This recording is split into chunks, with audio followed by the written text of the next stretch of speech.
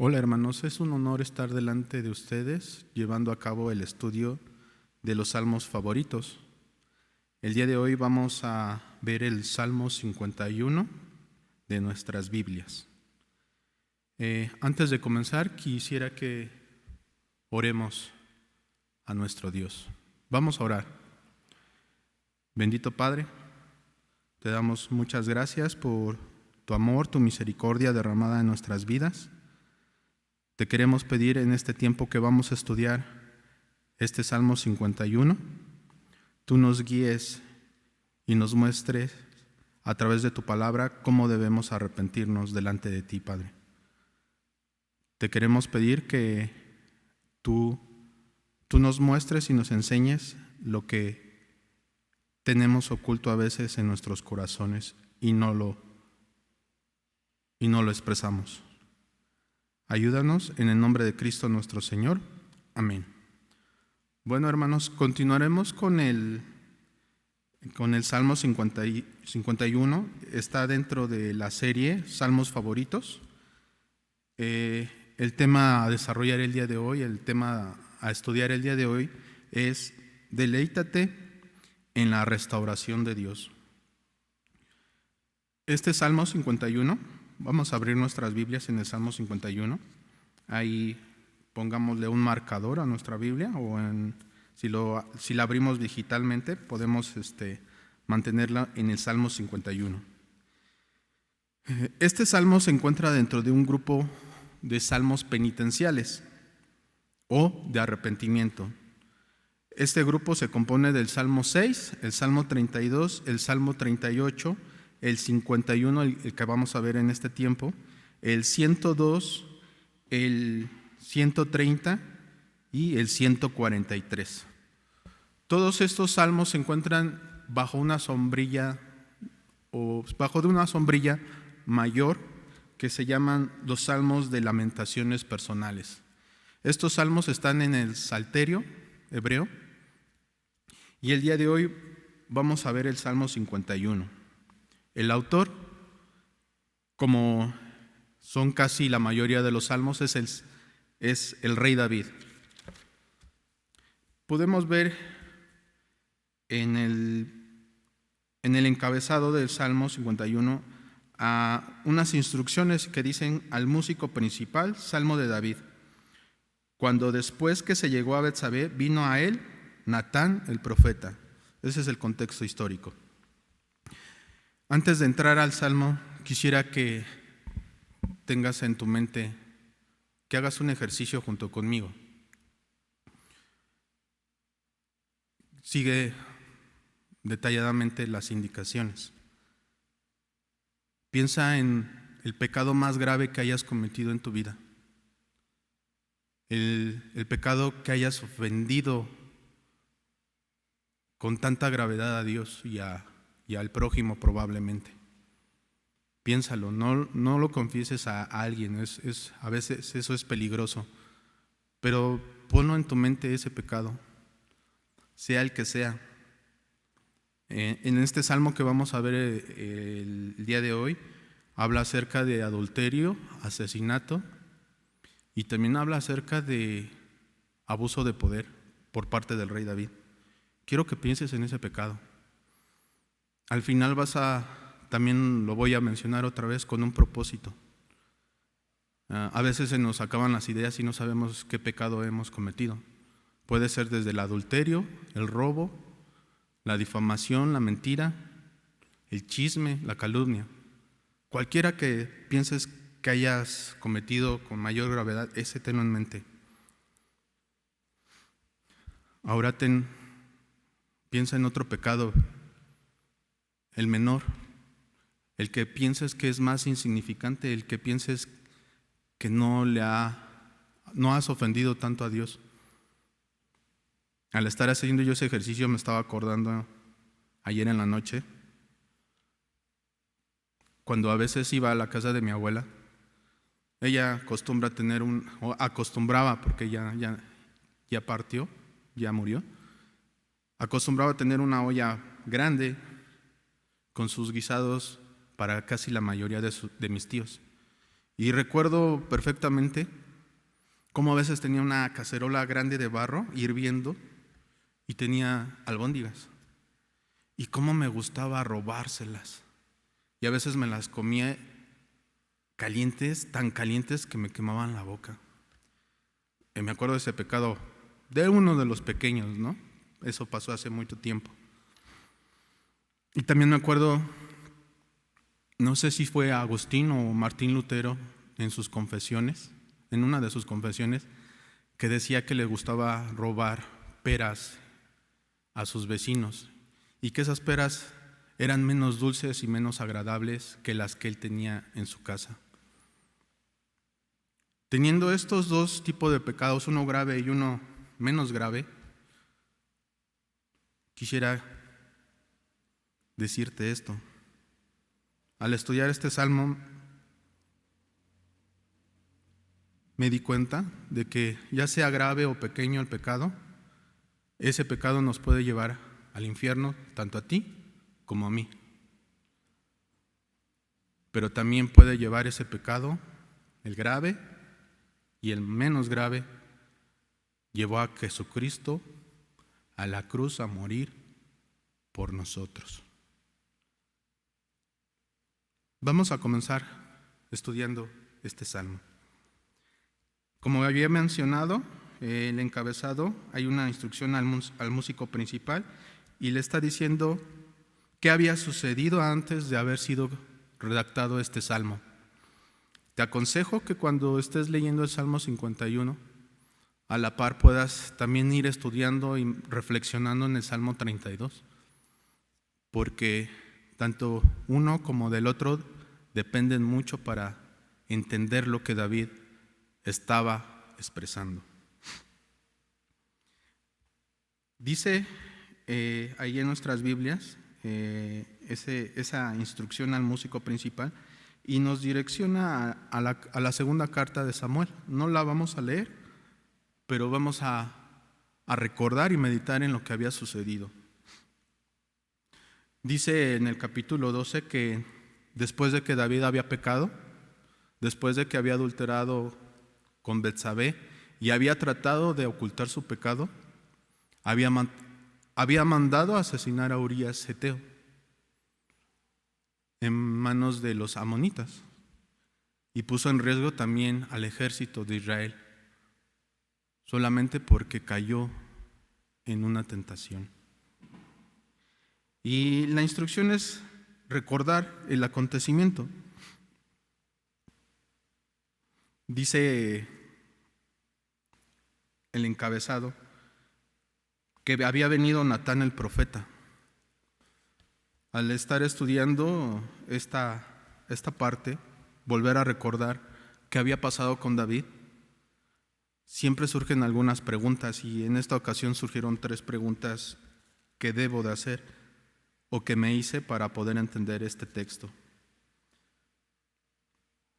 ¿David tenía un problema con las mujeres o con la lujuria en su corazón? ¿David acaso no podía controlar bien el poder que Dios le había delegado? Y una tercera, no menor importante, pero surgió otra vez. ¿Por qué David cedió ante la tentación y no hizo lo que le correspondía hacer? Si seguimos la lectura, la narrativa en el Salmo, en el segundo libro de Samuel, podemos ver cómo David trató de ocultar el pecado. Dice que el capítulo 11, que en el tiempo en el que los reyes salían a la batalla contra los amonitas, David decidió quedarse y no salir junto con el ejército. Dice la narrativa que después de algunos días, no dice que inmediatamente, dice algunos días después, el rey decide despertarse o levantarse de su lecho de muy tarde. Ahí empezó ya la caída de David, no lo sabemos, pero la pereza a veces nos puede llevar a lugares donde en un tiempo posterior nos podemos arrepentir. Y dice que estaba en el palacio y estaba observando la ciudad ya casi de tarde. Y dice que ve una mujer que se llama Betsabé y le pregunta a sus consiervos, le dice: ¿quién es esa mujer que se está bañando? Y le responden: es Betsabé, esposa de Urías el Eteo. Y la manda a llamar y traer a su palacio. Yo no sé si lo que hizo David fue consensuado, pero David pecó delante de Dios y abusó de su poder. Dice que después de que cometió el acto, después de que tuvo relaciones con Betsabé, Betsabé se purificó de su inmundicia y se fue a su hogar. Y después le manda una noticia Betsabé a David que había quedado encinta. Y David, en vez de arrepentirse de su pecado, trata de ocultarlo. Y abusa de su poder y manda a traer a Urías con la intención de tapar su pecado. Y dice el libro de Samuel que Urías decide no bajar a su casa, no ir a su casa. Y por una segunda ocasión decide no ir a su casa a pesar de que David lo había emborrachado.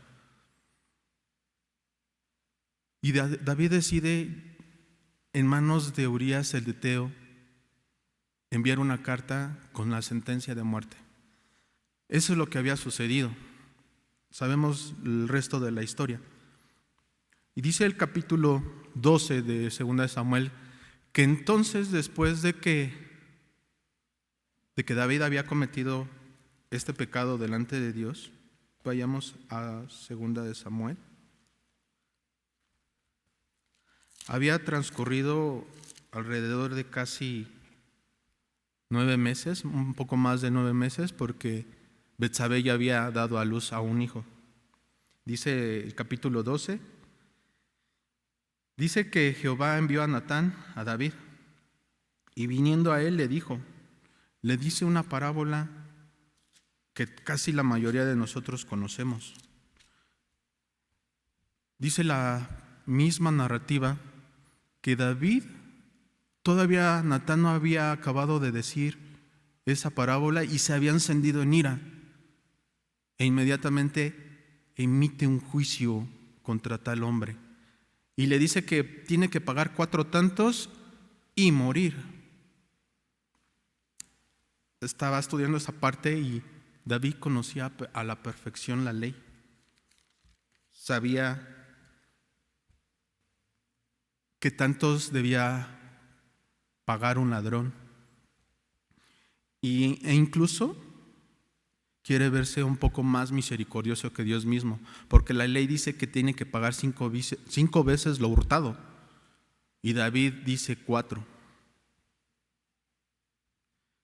Inmediatamente Natán, en medio de la ira de David por ver esa injusticia, Natán le dice: ese hombre eres tú. Yo no sé si David tenía en brazos a su hijo, el hijo que tuvo con Betsabé, si estaba con Betsabé.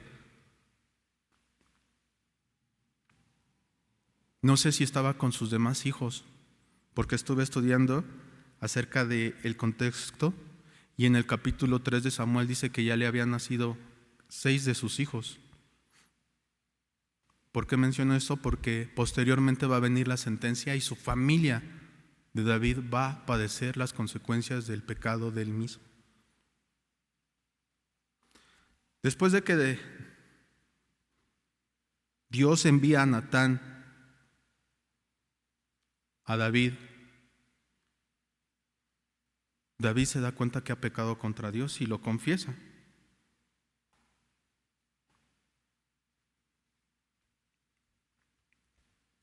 Y acepta las condiciones y acepta la disciplina de Dios mismo. Por eso es el tema del día de hoy, hermanos. Deleítate en medio de la restauración de Dios. Alégrate, canta con júbilo, sé feliz porque Dios te ha tomado como su hijo y te va a impartir disciplina. Nos va a impartir disciplina. Eso es lo que había acontecido antes de que David escribiera este Salmo 51. Natán le dice a David, por parte de Dios: yo te ungí por rey, yo te liberé de la mano de Saúl, te di la casa de tu señor, e incluso dice que le dio las mujeres que tienes en tu seno. O sea, tenía más de una mujer David. Y dice también que le dio la casa de Israel. El versículo 9 del capítulo 12 dice: ¿por qué tuviste en poco la palabra de Jehová, haciendo lo malo delante de sus ojos? Hay una ley en Deuteronomio, en el capítulo 17, que habla acerca de los reyes. Antes de que el pueblo de Israel decidiera elegir a su primer rey, que era Saúl, que fue Saúl, ya había leyes para los reyes. Y decía dentro de esas leyes que el rey tenía que escribir con su propia mano, con su propia letra, la Torá, el Pentateuco, lo que el día de hoy conocemos como el Pentateuco. Y es lo que está haciendo referencia a Natán, a David. ¿Por qué tuviste en poco la palabra de Jehová? Y David se contrista y se da cuenta que ha pecado delante de Dios, que ha pecado en contra de Dios. Y Natán le responde: no te preocupes, David, tu pecado es remitido. ¿Qué es esa palabra? Que su pecado no va a ser contado, pero sí van a venir consecuencias, hermanos. Sí va a haber consecuencias, David.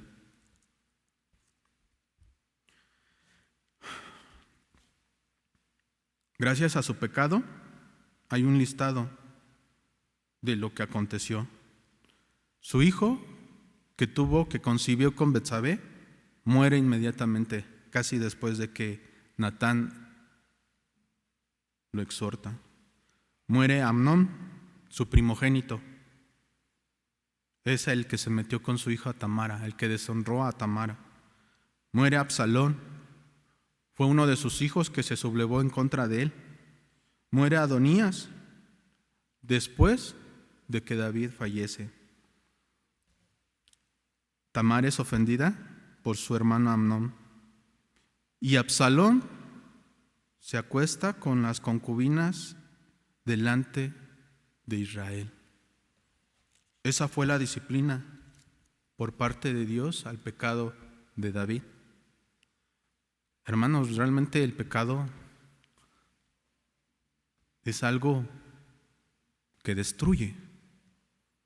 En este caso destruyó parte de la familia de David.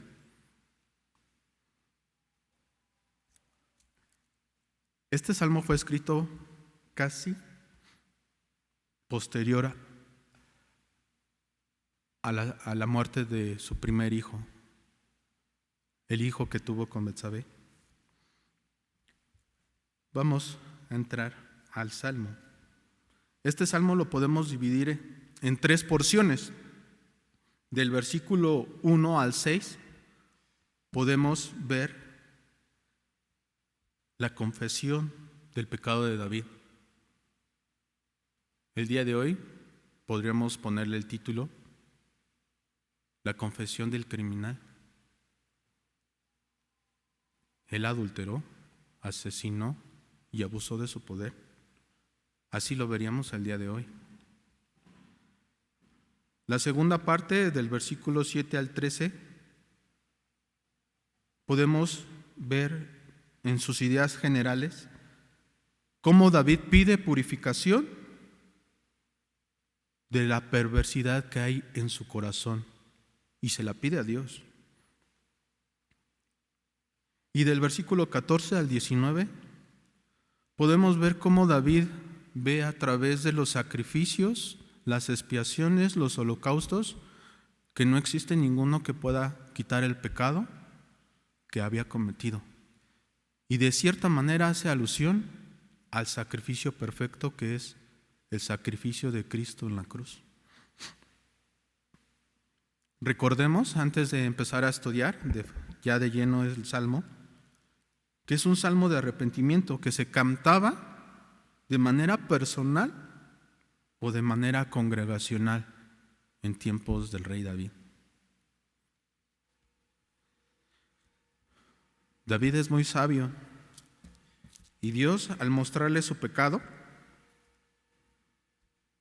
recordemos que David no es el que se acerca a Dios, sino que Dios es el que se acerca por medio de Natán a la vida de David para exhortar el pecado que había cometido. Y David redacta este salmo. En el primer versículo podemos ver de manera sabia cómo se acerca a Dios. No es como otros salmos que pide justicia, que pide venganza por sus enemigos, no pide salud, no pide poder, no pide autoridad. ¿Sabe lo que pide, hermanos? Pide piedad. Y a veces como cristianos se nos olvida cómo dirigirnos hacia Dios, a ese Dios soberano que hemos ofendido. Y David lo sabía perfectamente cómo dirigirse a Dios.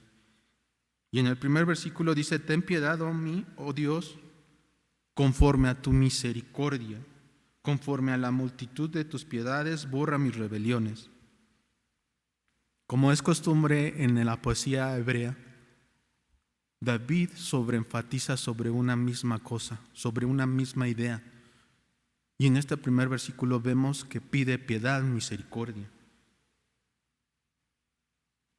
En nuestras Biblias podemos ver repetida 2 veces la palabra piedad, pero realmente son 3 palabras distintas. La primera habla acerca de un superior, de alguien superior, inclinándose a favor de alguien inferior. Y esa es su idea primaria, dándole el lugar correcto a Dios. Es el soberano de su vida, es superior a todo, y se dirige con esa actitud David. Luego vemos una palabra que en nuestra Biblia Reina Valera que dice misericordia. La palabra tiene un contexto o una idea de alguien acariciando el vientre de una madre soltera. David es lo que está pidiendo: piedad, misericordia. Y empieza con algo que va a ser constante en este salmo: borra mis rebeliones, quita mis rebeliones. Dentro de la amartología, la doctrina del pecado, hay un estudio de las definiciones que existen en el hebreo, y hay alrededor de 12, y en el griego hay como 5. O sea, en total entre 5 y 10. En total tendríamos que aprender 22 definiciones con relación al pecado. Pero no vamos a ver eso en este tiempo. David ocupa la palabra rebelión como una revuelta, como alguien se rebela ante una autoridad, porque lo que había hecho es ir en contra de la ley, de la autoridad, del carácter santo y justo de Dios mismo. Versículo 2 dice: lávame más y más de mi maldad y límpiame de mi pecado. Después de observar su pecado, le pide a Dios que tenga piedad de él y le pide que lo limpie. La primera palabra que se ve ahí es lávame. En tiempos de David no había lavadoras. Y la forma en la que lavaban la ropa en ese tiempo, la pisoteaban de tal manera para que saliera la mugre, la suciedad. Y esa es la idea que tiene David. Puede ver la suciedad que hay dentro de él y le pide a Dios que se la quite, utilizando el medio que que Dios le agrade, aún duela. Y luego cuando dice, y límpiame de mi pecado, le está diciendo que lo lustre, que lo pula de tal manera que brille.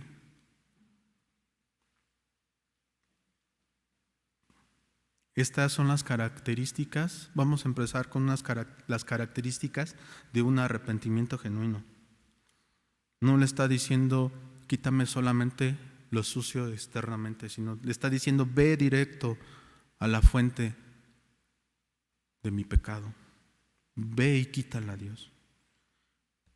Y algo sorprendente en el versículo 3 dice, porque yo reconozco. Es algo tan difícil para la naturaleza del hombre que ofende constantemente a Dios. Reconocer mi propio pecado. Dice el versículo 3, yo reconozco mis rebeliones. Vuelve a ocupar esa palabra, su revuelta moral, su revuelta nacional. Él se volvió contra Dios al haber hecho lo que hizo. Y dice la segunda parte del versículo 3, y mi pecado está siempre delante de mí. Hay una porción en el Salmo 32 que dice que cuando cayó el pecado de David, sus huesos se secaron, perdió peso. Casi un año ocultó el adulterio y el asesinato de Urías. Al estar estudiando esta parte, hay un comentario de Juan Calvino que dice que solamente una influencia satánica o demoníaca pudo hacer que la conciencia de David lo dejara dormir. Lo estoy parafraseando. ¿Qué había sucedido en la vida de David para que haya ocultado durante tanto tiempo el pecado que había cometido? Solamente algo demoníaco o satánico pudo haberlo ayudado a callar. Otra característica de la confesión de David dice en el versículo 4, contra ti solo he pecado y he hecho lo malo delante de tus ojos. Reconoce perfectamente contra quién pecó. A veces se nos llega a olvidar a quién ofendemos con nuestros pecados.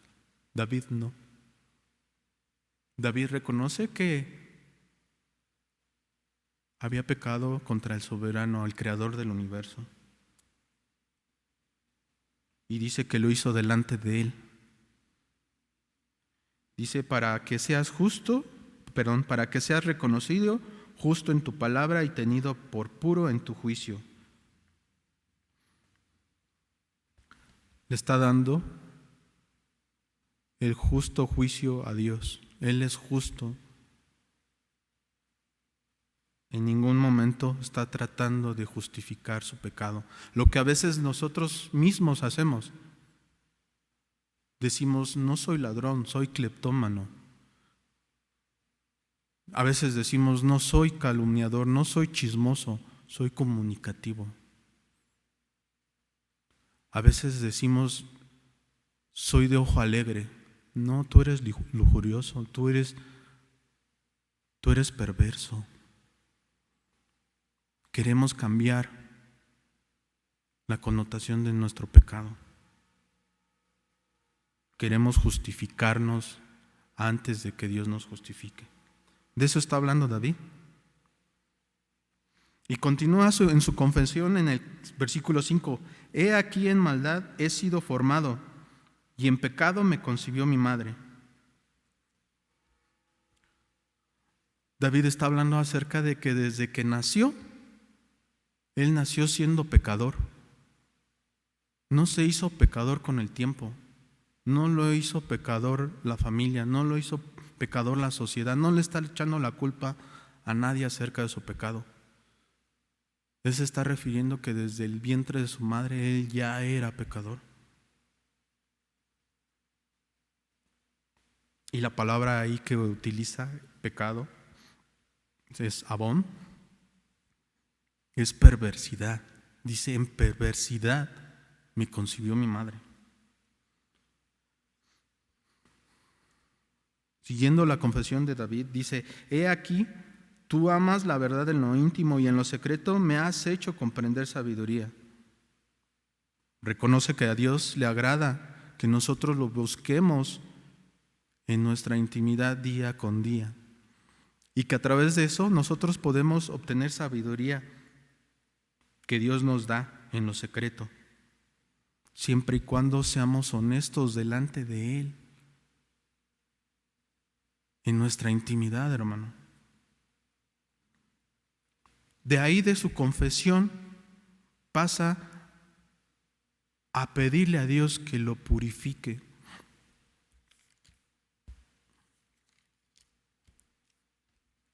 Versículo 7. Dice, purifícame con hisopo y seré limpio. Lávame y seré más blanco que la nieve. En ese versículo, David está haciendo referencia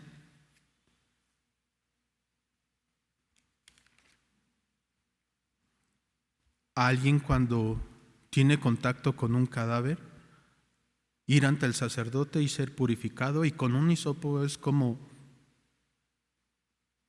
una planta en la cual se rociaba la sangre y había que purificar cosas que habían sido contaminadas. Y la otra está haciendo referencia cuando un leproso es purificado de su inmundicia. Es a lo que se refiere en este versículo 7. Le está pidiendo a Dios que lo purifique con hisopo para que él sea limpio de la lepra del pecado que lo cubría. Que lo lave para que él mismo vuelva a ser más blanco que la nieve. Hace esa figura poética. Versículo 8. Le pide a Dios que el gozo que había perdido por haber pecado vuelva. Yo no sé qué pasó en la vida de David, pero el gozo se había apartado de su vida. El júbilo y la alegría que le generaba la presencia del Espíritu en la vida de David se había apartado. Y le dice a Dios que lo purifique y que le devuelva el gozo y la alegría. Y que en base a eso se recrearían los huesos que Dios mismo había batido, que Dios mismo había quebrado, que Dios mismo había hecho casi polvo.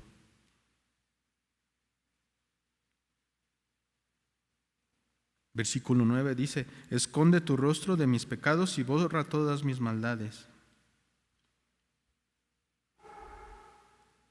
Increíble darte cuenta que los pecados que cometes día con día, los cometes delante del rostro de Dios, del rostro de tu Creador.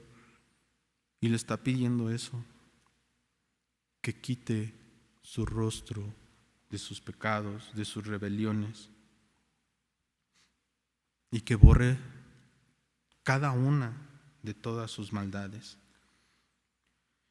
En el versículo 10 agrega una petición más.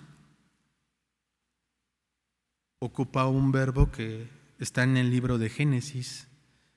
Dice, crea, bara, crea en mí, oh Dios, un corazón limpio y renueva un espíritu recto dentro de mí. David sabía perfectamente que para poder seguir viviendo delante de Dios necesita un corazón nuevo, un corazón que obedezca a Dios, a su ley, que lo respete. Recuerdo cuando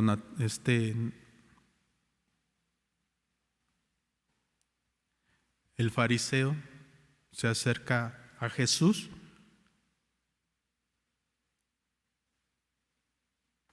pidiéndole saber cómo debía de nacer de nuevo. Está en el Evangelio de Juan capítulo 3. se me olvidó el nombre, Nicodemo.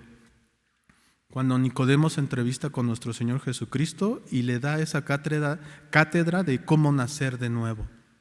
Aquí David sabía perfectamente lo que necesitaba, volver a nacer. Que Dios creara un corazón nuevo y limpio dentro de él, y que el espíritu de David fuera renovado dentro de él. En el versículo 11, David hace una petición más dentro de este canto, dentro de este himno. Hay una inquietud dentro de él y dice: no me eches delante de ti, no me quites y no quites de mí tu Santo Espíritu. En este momento David estaba recordando cómo había sido destituido un rey anterior a él, Saúl. Dios había puesto como primer rey a Saúl y Saúl no obedeció. Y Dios mismo lo quitó, lo desarraigó del reino de Israel. Y es lo que le está pidiendo David a Dios: no me eches delante de ti. A Saúl, a diferencia de David, a Saúl le interesaba más el renombre delante del pueblo de Israel, que no le dejaran de decir rey. Y a David le importaba más no ser desarraigado de la presencia de Dios. Eso es mucho más importante para David. Y le agrega algo más: no quites tu Espíritu Santo que me muestra la verdad, que me muestra el carácter tuyo. No lo quites delante de mí. Versículo 12 dice: Vuélveme el gozo de tu salvación y espíritu noble me sustente.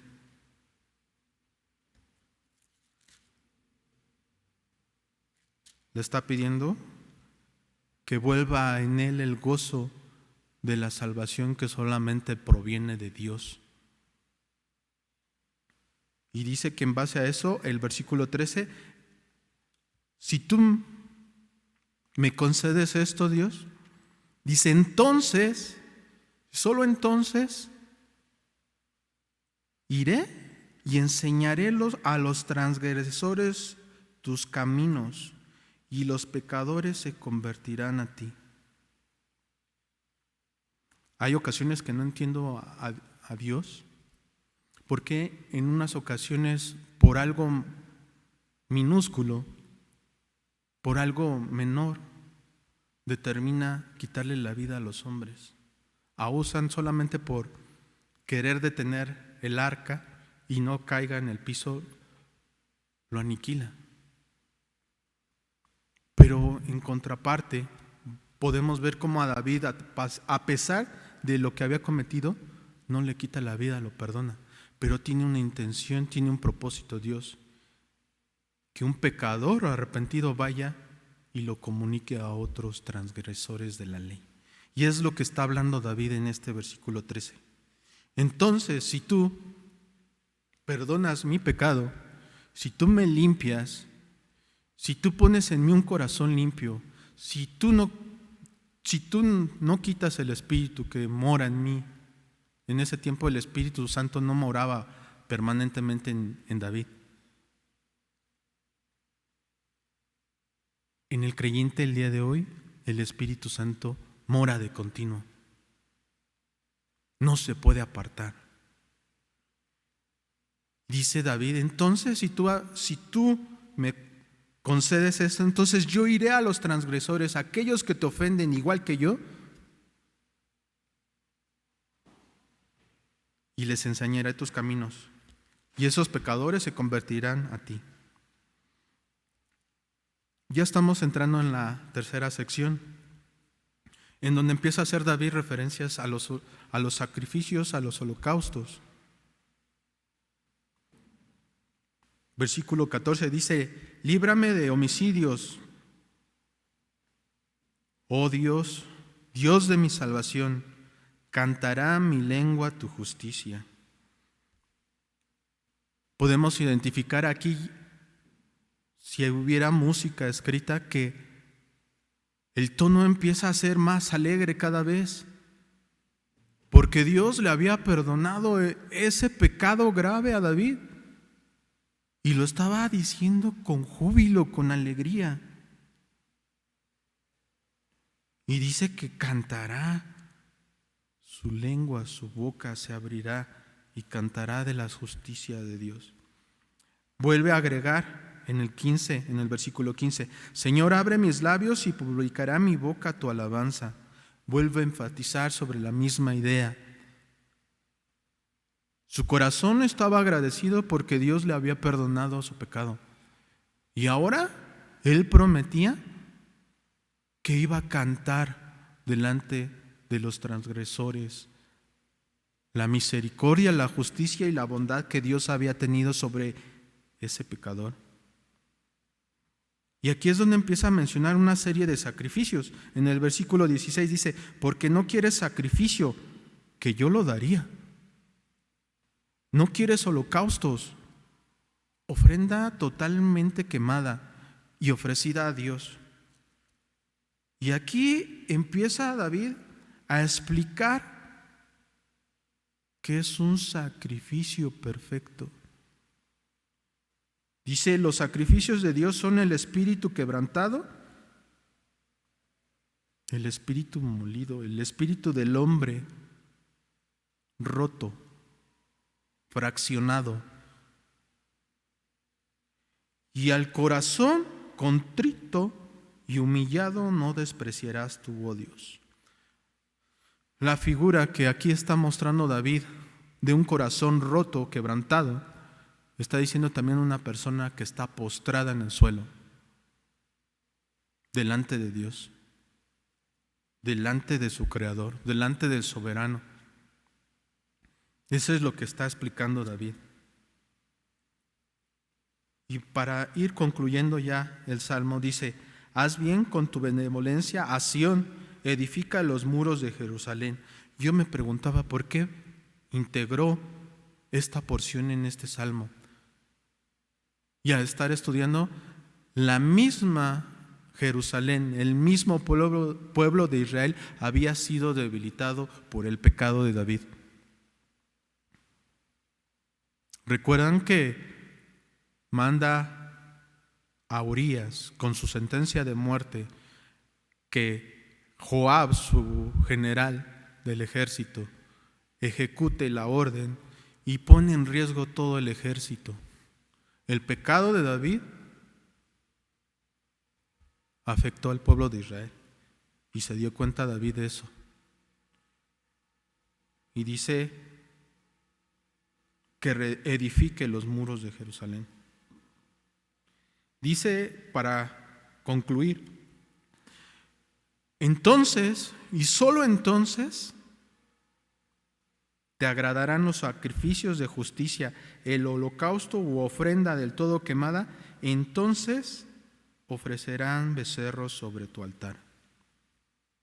Algo peculiar en la vida de David es que era el único o uno de los únicos reyes que podía ofrecer sacrificios en el altar.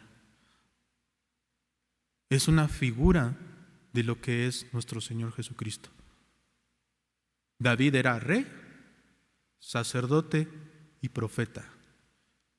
Nuestro Señor Jesucristo es rey, sacerdote, profeta y sacrificio mismo por nuestros pecados.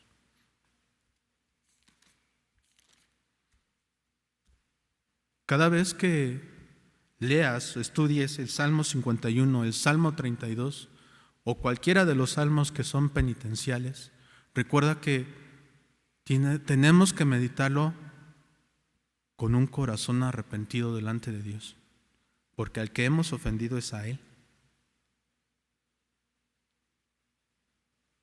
¿Recuerdas que te había comentado de los pecados, el pecado grave que hayas cometido o el pecado menos grave. Quisiera que fuéramos a la primera carta de Juan, a una promesa que Dios nos ha dado.